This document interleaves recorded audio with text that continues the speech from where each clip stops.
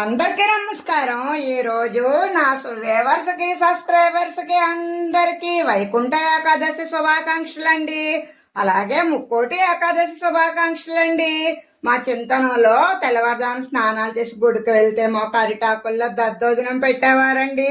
దద్దోజనానికి ఏమీ అవసరం లేదండి, పదార్థాలు చాలా తక్కువ అండి. పెరుగు కాస్త ఉప్పు వేసుకుని కలుపుకున్న అన్నం అండి, జీడిపప్పు అండి నేతిలో వేయిస్తాను, కొద్దిగా మిరియాలండి, 4 ఎండుమిర్చి అండి, కాస్త కరివేపాకు.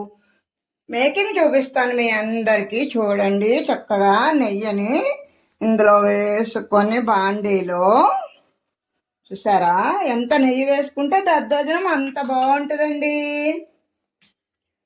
నెయ్యిని హైలో పెట్టుకోకూడదండి, సిమ్లోనే పెట్టుకోవాలి, ఎందుకంటే జీడిపప్పు మాడిపోతుందండి. ఇప్పుడు పెట్టుకోవాలండి.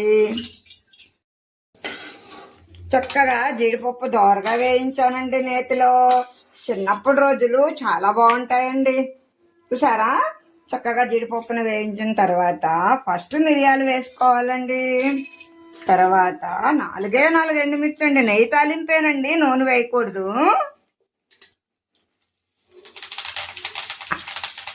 నెయ్యి తాలింపులో దద్దోజనం ఉంటుందండి. అబ్బాబ్బాబ్బాబ్బా,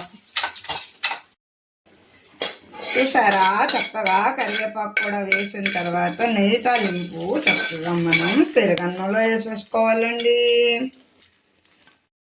చక్కగా జీడిపప్పు, మిరియాలు, కరివేపాకు, ఎండుమిర్చితో దద్దోజనం తయారు చేశానండి. ఇది ఆరోగ్యానికి చాలా మంచిదండి. మీరు కూడా ట్రై చేయండి. మరొకసారి మీ అందరికీ వైకుంఠ ఏకాదశి శుభాకాంక్షలు. ఉంటాను. Bye bye.